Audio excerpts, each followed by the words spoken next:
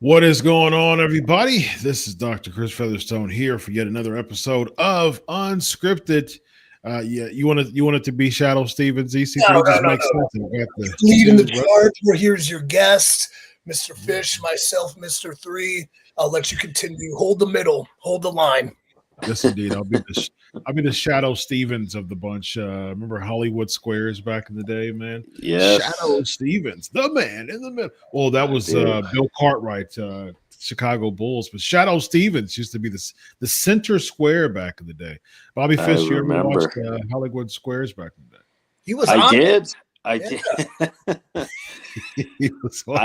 I was the original middle square. That was my spot that Shadow took over. Very nice, man. How long did you stay there? A few days? It was, I think, right after the Civil War. Yeah, that makes sense. Yeah, somewhere around there.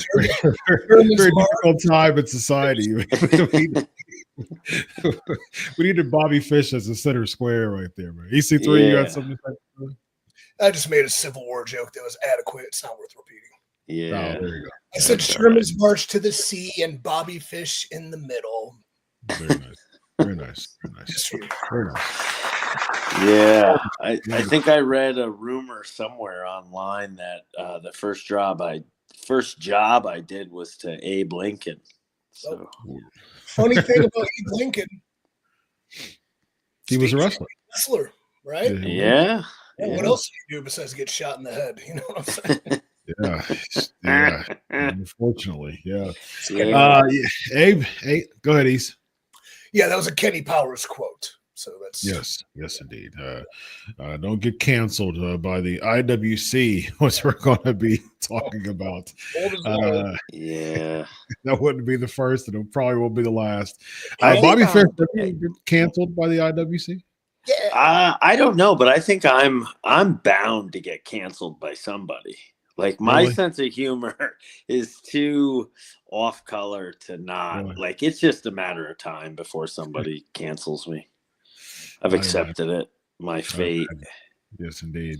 Before we start diving into pro wrestling discussions, man, let's do some promotion, man. Bobby Fish, you got a big event coming up here in a couple of weeks, right? Or this weekend, actually. This weekend, This weekend, we got Center Stage in Atlanta. It's MLW, the Rogue Horsemen, myself, BRG, CW Anderson, and Brock Anderson. We are the righteous quartet of MLW, and man, we're just trying to make MLW. I'm going to steal a Trump line here, but make MLW great again, because as good as business has been, there's just too many. I mean, I know you said we can be a little colorful with our language. There's just too many. Non-colorful. Oh, non-colorful. Yes, so yes. There's just too many.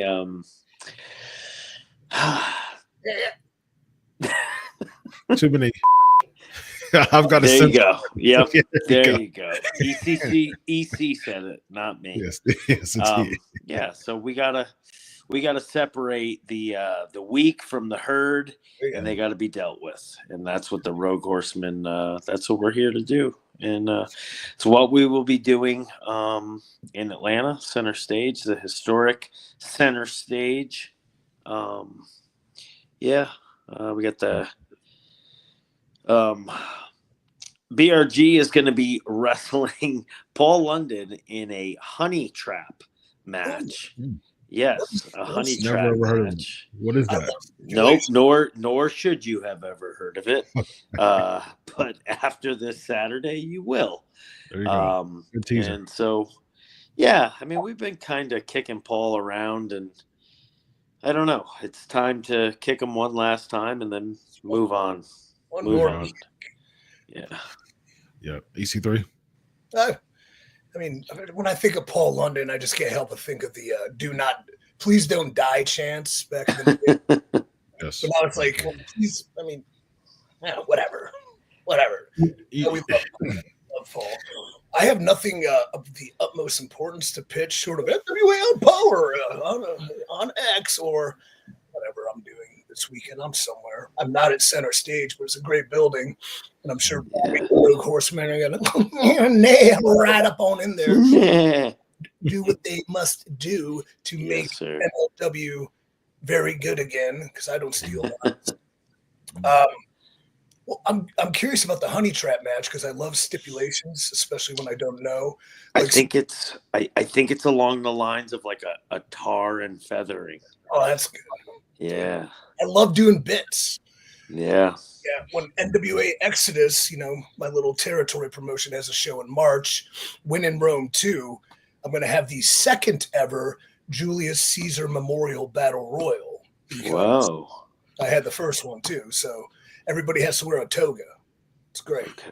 Yeah. Very nice. Very nice.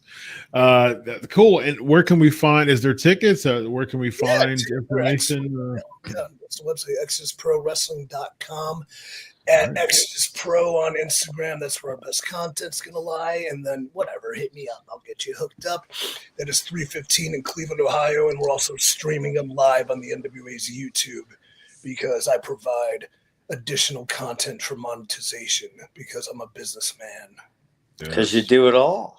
You're a true 5-tool player. I am.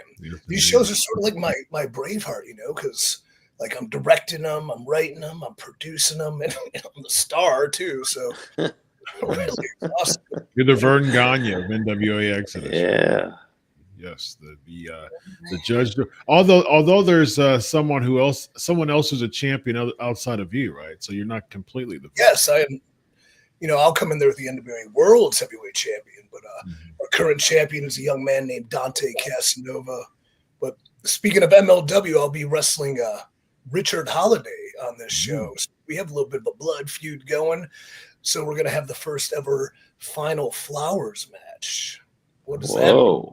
Yeah. Lots of stipulations going on here. This is way Didn't Adrian Adonis have that? Final Flowers? Maybe. I should look it up. You should. I'll have the second ever. I'm thinking I'm going to do it like casket style, and then the loser, is in the casket, and the person has to put, give me my flowers. Here you go. There's a flower. And see, credits roll. Directed by EC3, starring EC3, produced by EC3, written by EC3, set design by the Slime Balls. It's going to be cool. Sure. And then maybe blow up a limousine. Yeah, very nice. Or should I say very nice?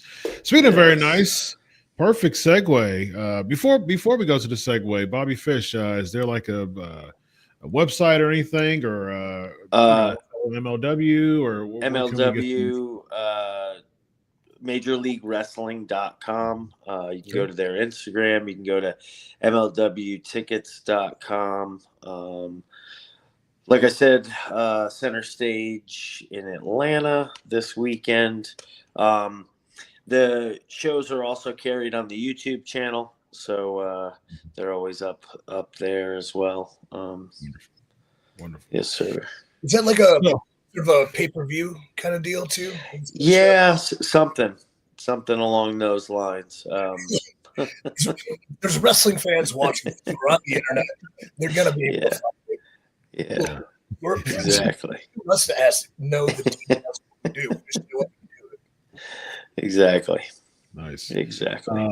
So speaking of being blown up by a limousine, of course that is a Vince McMahon reference, and there was some recent. There was an update actually that's it's public now. Received an email from the offices of Greg Gutzler, the representative for the Ring Boys case, providing an update that the Maryland Supreme Court basically allowed the case to move forward.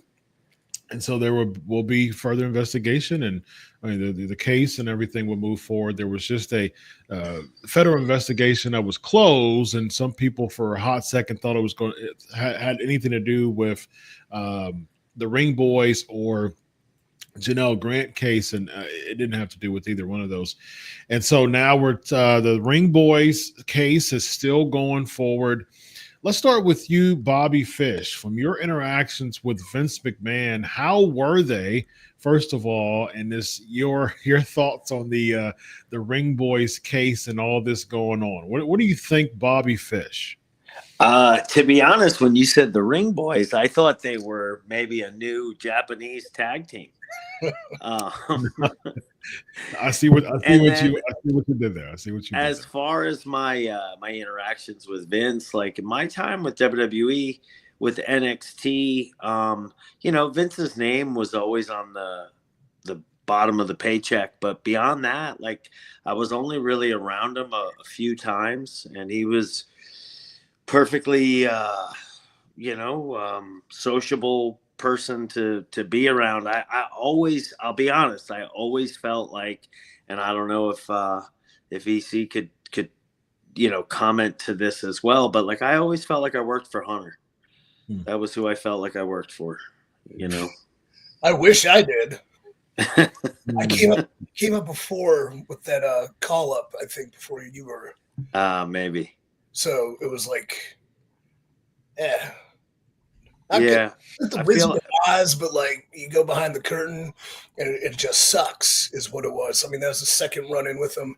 I felt like they were two different people from the first time I ran with NXT till the 2017 year.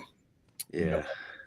But Hunter, like from NXT, and it's not like Bobby and I are politicking for a job, but it was always cool working with him because he was very amicable and receptive to ideas and liked to powwow and collaborate creatively. So that was always cool.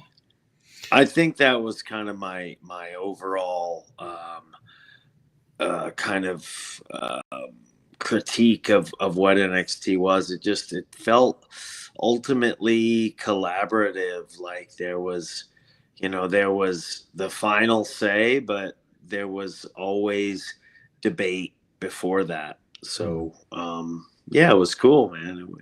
I thoroughly enjoyed it. Were there any goodies? Yeah, it's just NXT was fun.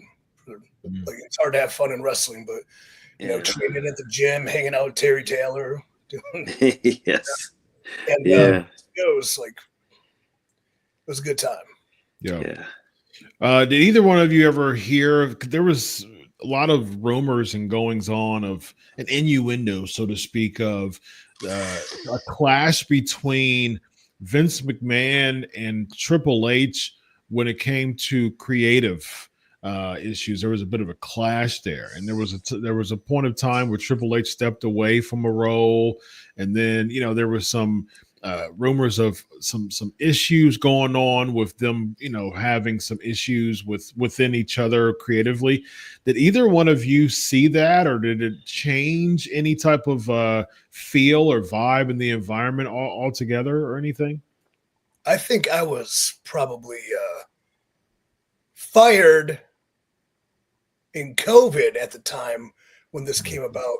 I didn't notice any of that sort of disconnect or kind of power struggles, but I can see them, like, why that might have been a thing. I don't know how the rumors, like the in-depthness of them and the truth behind them, but there was a step away, and usually when there's some smoke, there's probably some fire.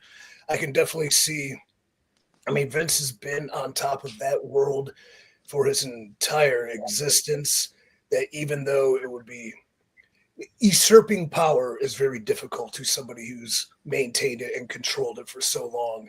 So I could see that kind of being an issue. And then I don't know if this is the case, but does jealousy arise when, I don't think Vince would care what people are saying, but we're sitting here like, yeah, work with Triple H is sweet. It was nice and collaborative, and work with Vince it was a nightmare. So maybe seeing, maybe Vince is a psycho businessman, thought Triple H was too friendly or too easy to work with, and the boys and the girls, or just maybe there was hints of people like him more than me, I'll show him. I don't know, but you're the doctor of psychology, so maybe you can shed some. Bobby Fish, what do you think, man?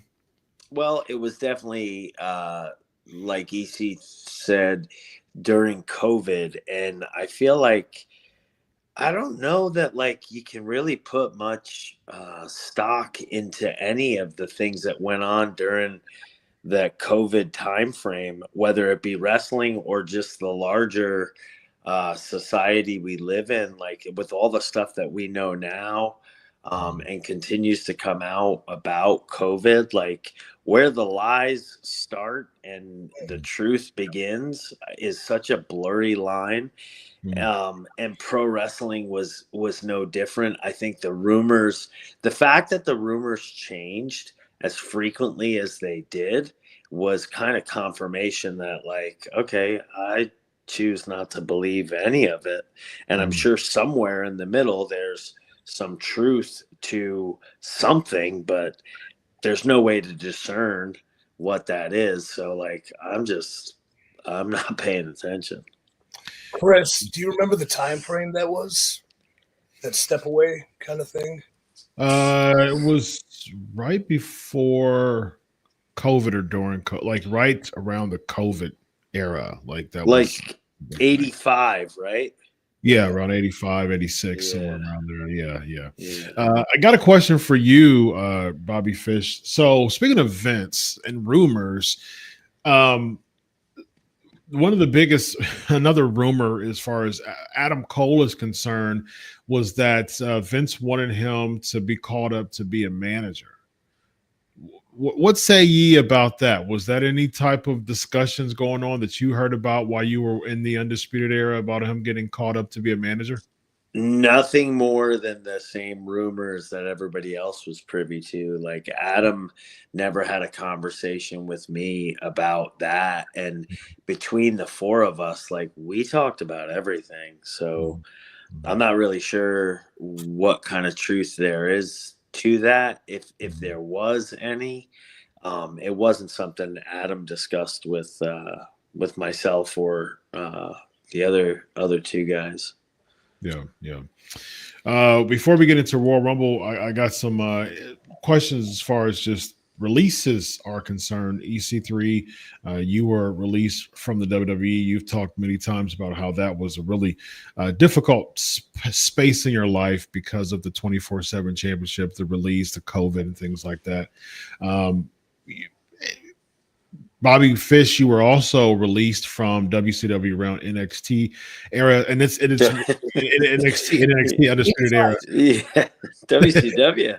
Yeah, you're Havoc. talking about 85, 86. Right so after, WCW, you were after that electric cage fiasco. Yes, indeed. Yes, Halloween Bill the Butcher. It was it was originally supposed to be your spot, Bobby Fish. Right. Well, Shockmaster was originally supposed to be me, but that was okay. They that went was with it. They needed a taller guy. Yeah, they went with Tugboat. Went with Uncle Fred, as Dusty Rhodes would say. Oh, that's Uncle Fred. And so you got released from NXT, and it's weird because Undisputed Era during COVID 1920, y'all were tag team champions. You and Kyle O'Reilly. Were there any talks of bringing the Undisputed Era up to the main roster, or any type of call up discussions before you were let go? Yeah, I mean, there was always like the mention of it, and then we went and did something on SmackDown, something on Raw. We even interacted with Hunter on Raw at that one point, and then, like I said, during that COVID era stuff, like things just got wacky, and I look back at it, and I don't think. I'm going to pin it on the fact that nobody knew like which way things were supposed to go. And so I think even the people that were making the calls and decisions, I think they were trying to figure it out too. So it was, again, I think sort of the blind leading the blind, because there was so much changing with COVID from day to day, and I think people wearing masks, and then you've got to get are you going to get the shot, or are you not going to get it, or the vaccination? It just was, it doesn't seem like how big was that a thing in WWE as far as mandate is concerned at that time? I don't really. I know I had COVID during that time, and I didn't go to work. The vaccination, I never got it. So if they were mandating it, I either ignored it or, I mean, my wife and I, we were against it right from the beginning, because we're so smart. I mean, we're brilliant. We know better. You're so smart that you were able to last through the Civil War and dodge one of the wackiest Halloween Havoc spots. There you go. And one of the biggest fumbles in WCW history. Look at you. Smarter than the average bear. Yes, indeed. All right, let's talk about the Royal Rumble. Did any one of you think it was a fumble on either way, Charlotte or Jey, or were you both agreeing or with one or both? So we'll go with you, EC3 first. Do you agree with Jey, disagree with Jey, agree with Charlotte, disagree with Charlotte? Where are you at with that? I watched with a very open mind, and I'm like, try to stay away from any gossip or innuendo, knowing I've been on the side where I'm like, well, that's all lies. Anyways, so... I remember we had a conversation on the other show, and, we were talking about the Royal Rumble predicting winners, and you mentioned Jey as an option. And I'm not 100% all in watching the product enough, but damn, I didn't know how over he was with the people, right? So seeing that entrance and, seeing what happened in Cleveland, because people there and just the way people are reacting to it, I'm like, hell yeah, Jey's awesome. This is great. Endorsed by Cena, like getting that big win, because we talked about, and you said that would make a guy. And I was like, but now I see that's the intent, and it should. But hopping online, and then you find yourself in the web of deceit and groupthink, it seemed to have a negative reaction with a lot of people too, which I didn't understand why, because personally, I know the guy, personally, I know how good he is, and personally, we can see what kind of business he's conducting and how over he has gotten. That, I get it now. So I enjoyed that. I enjoyed that whole back end of that match. I thought it was pretty cool. Charlotte, I think, should, you return. Like when Vince Russo was talking about, working out the rehab videos she's putting up, how hard she works. I think that's cool, and she's a name, and that's a great way to come back. I have no complaints. I enjoyed the show, Goodness. So, yeah. I don't know Very why nice. it's negative against Jey, though, in some circles. Yeah, well, I mean, the circles are YouTube and the IWC, and so that doesn't really speak for the vocal majority ever. 7,000 people doing that is that's Indeed. a rare thing. Yes. Before we get to Bobby Fish, we'll have a few minutes after for some super chats. If you got super chats, be sure to do super chats for Q&A at the end. Bobby Fish, Jey Uso, Charlotte Flair. What do you think? Agree, disagree, partially agree? Where are you at? I agree with both. I agree with what EC said. I mean, I hate to be so committal and boring on it, but like, I think with Charlotte, it does. It just makes perfect sense.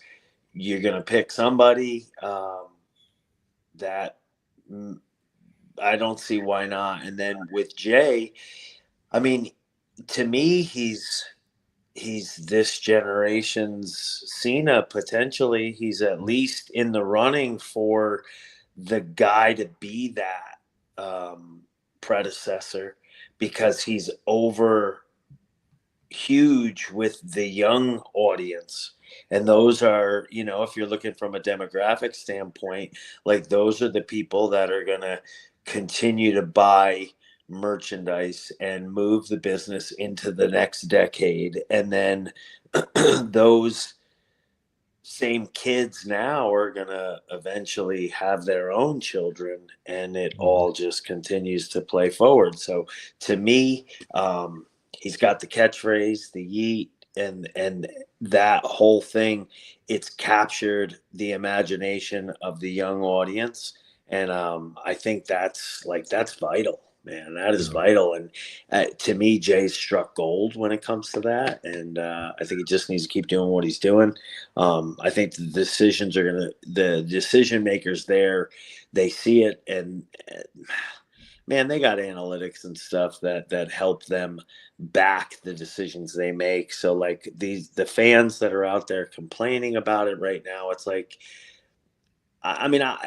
the opinions are great. Having the opinions, strong opinions, for or against, that's a good thing. That's the lifeline of our industry.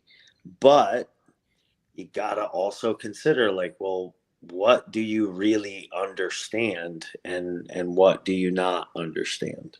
And I think there's a fair amount that is not truly understood about that decision making. So, Chris, I'm curious if there was a decision made which direction or champion you'd be going against, or if you have any insight on that.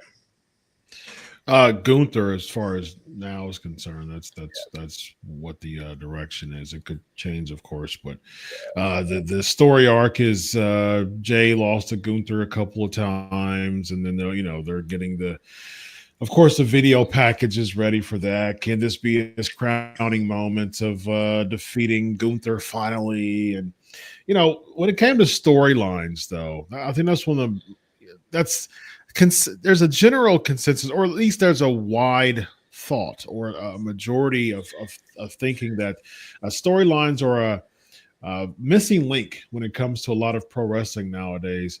Bobby Fish, what was your favorite storyline in WWE?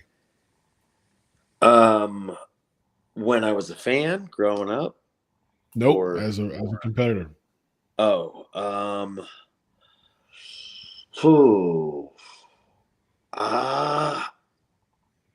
don't know.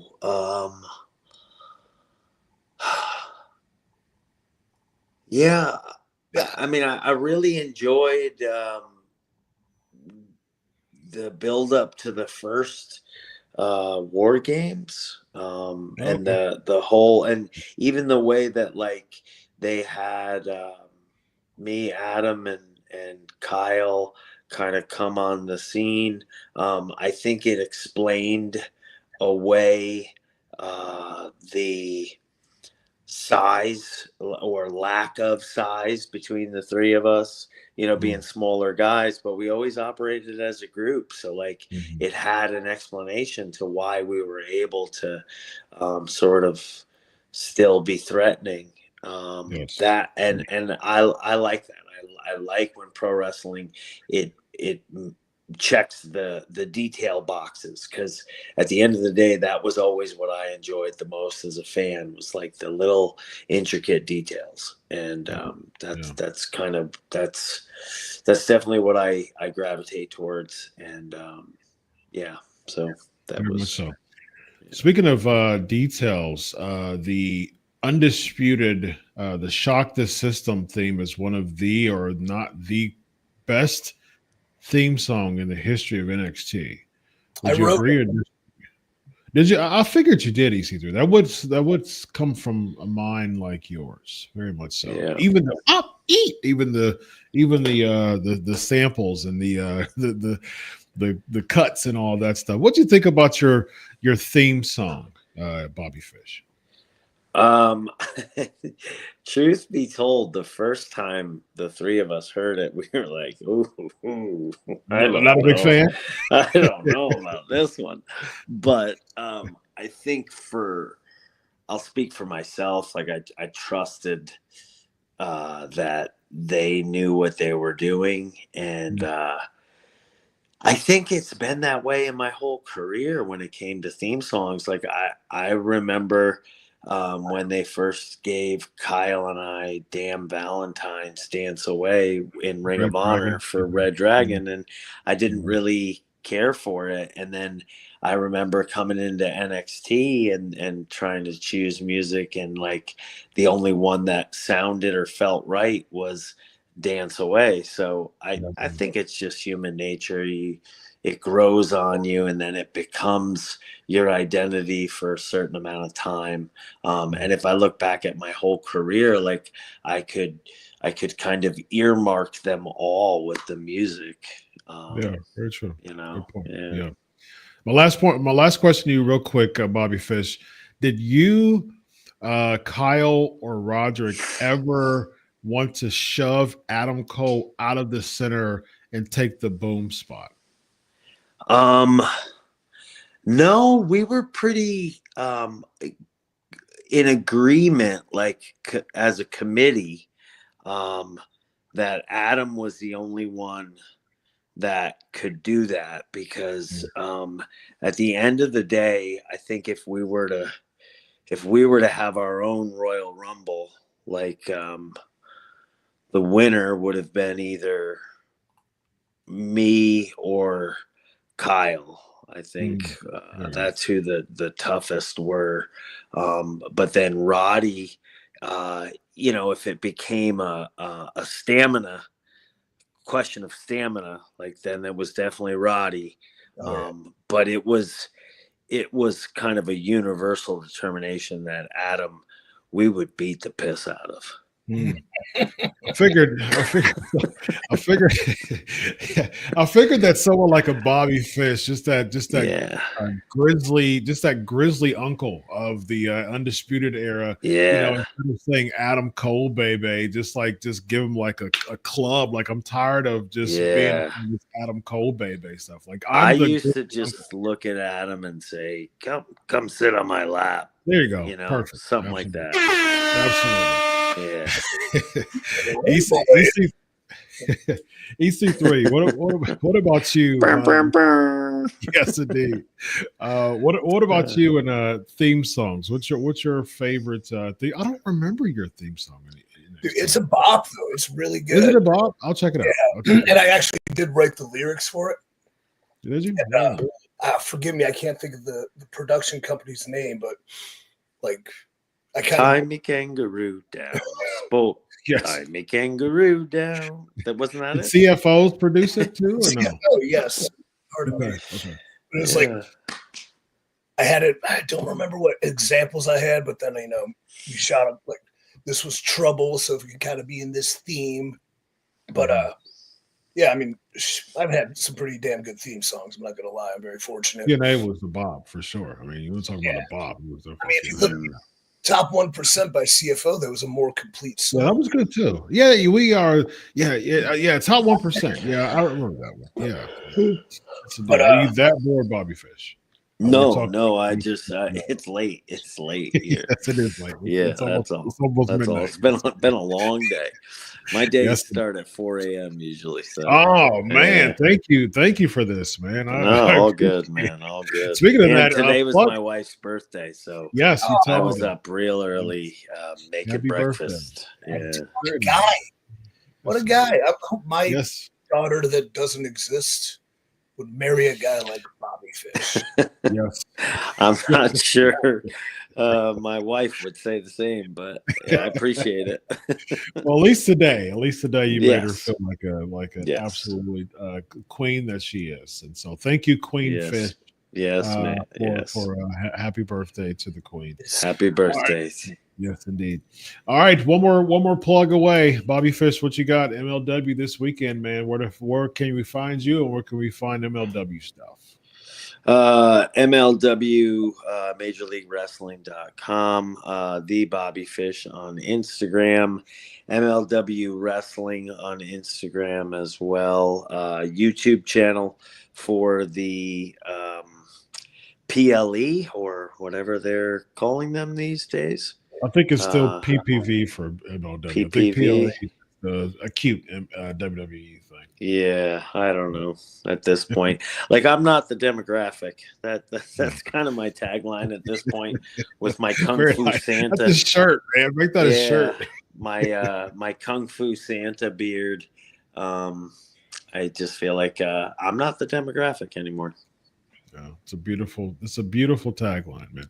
Tuna fish or catfish, by the way? Tuna, I guess. Yeah. Catfish is a bottom feeder, you know. Yeah. It's very much of a bottom feeder, yes. EC3, plug away, my man. Yeah, at the real EC3 on the social handles. Follow the journeys of the NWA at NWA. Power is on X 605 Tuesdays. I'm the king of the castle as usual. Dropping bombs, making things happen, being an overlord. Short of that, Exodus Pro Wrestling, the NWA's best territory that is led by me, and I have a group of handsome young men and ferocious young women leading the charge of the next generation.